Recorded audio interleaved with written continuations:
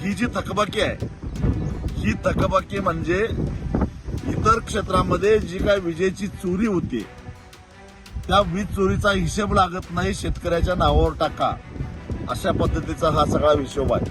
कारण हे 48,000 कोटी रुपये दाखवले आहेत, हे व्याजावर व्याज व्याजावर व्याज व्याजावर व्याज असं करत करत हे 48,000 कोटी झाले आहेत. आणि तेही शेतकऱ्यांनी न वापरले, अत्यंत अल्प. तसं जर का इमानदारीनं हिशेब केला असता तर ही थकबाकी केवळ 7 ते 8,000 कोटी रुपये झाली असती.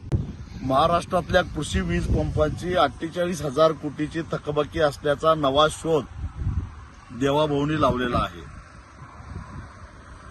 हा एक मोठा घोटाळा आहे. याचं कारण गेली अनेक वर्ष महाराष्ट्राचं ऊर्जा खातं आणि त्या ऊर्जा खात्याच्या अंतर्गत येणारे महापारेषण असेल, महाजनको असेल, महानिर्मिती असेल, त्या सगळ्या कंपन्या त्यांच्याच नेतृत्वाखाली काम करताना दिसत आहेत.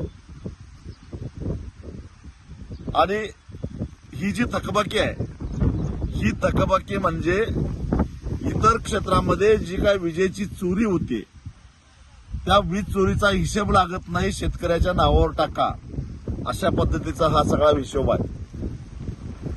कारण शेतकऱ्याला हॉर्स पॉवरवर म्हणजे अंदाजानं वीज दिली जाते.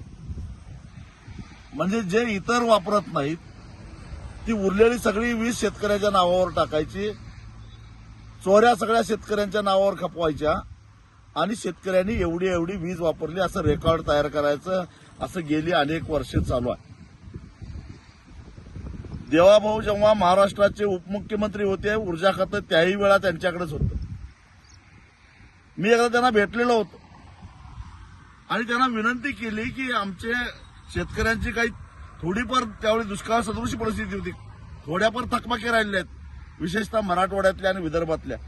कारण पश्चिम महाराष्ट्रातल्या लिफ्ट योजना असतील किंवा पश्चिम महाराष्ट्रातला बागायतदार शेतकरी असेल किंवा उत्तर महाराष्ट्रातला नाशिक नगरचा शेतकरी असेल, त्यांना नियमित वीज बिल भरावंच लागतं. पण बाकीचे जे थकबाकीदार आहेत त्यांना एकदा काहीतरी योजना आणा सवलतीच्या दरामध्ये. यापूर्वीच्या सरकारने ज्या पद्धतीनं वीज बिलं संपून टाकलेली होती तशी एक योजना आणायची विनंती करायला मी गेलेलो होतो. त्यावेळी देवाभाऊनी सांगितलं की वीज बिल भरायची आवश्यकताच नाही, तुम्ही कशाला चिंता करताय. मी त्यांना सांगितलं की वीज बिल नाही भरलं तर महावितरण 18% व्याजानं त्याच्यावर व्याज आकारणी करते आणि परत चक्रवाढ व्याजानं ते सगळं वसूल करतात. कारण हे 48,000 कोटी रुपये दाखवले आहेत, हे व्याजावर व्याज व्याजावर व्याज व्याजावर व्याज असं करत करत हे 48,000 कोटी झाले आहेत. आणि तेही शेतकऱ्यांनी न वापरले, अत्यंत अल्प. तसं जर का इमानदारीनं हिशेब केला असता तर ही थकबाकी केवळ 7 ते 8,000 कोटी रुपये झाली असती. म्हणजे अन्य मार्गानं अन्य भागामध्ये झालेल्या चोऱ्यांचा 18% म्हणजे आज सावकार सुद्धा एवढा व्याज आकारणी करत नाही, या व्याजाची आकारणी करायचं आणि आता म्हणायचं की शेतकऱ्यांची आम्ही पाटी कोरी करत आहोत. मुळामध्ये शेतकऱ्याच्या पाठीवर तुमच्या घाणेरड्या खडून तुम्हीच लिहिलेलं आहे, तुम्हीच घाण केलेली आहे. आणि त्यामुळं शेतकऱ्याची पाटी स्वच्छ करून द्यायची जबाबदारी तुमची आहेच, पण नाव शेतकऱ्यावर घालू नका.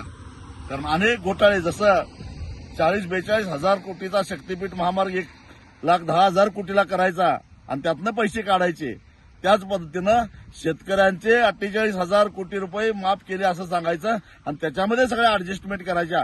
याची पहिल्यांदा चौकशी झाली पाहिजे अशी माझी मागणी आहे.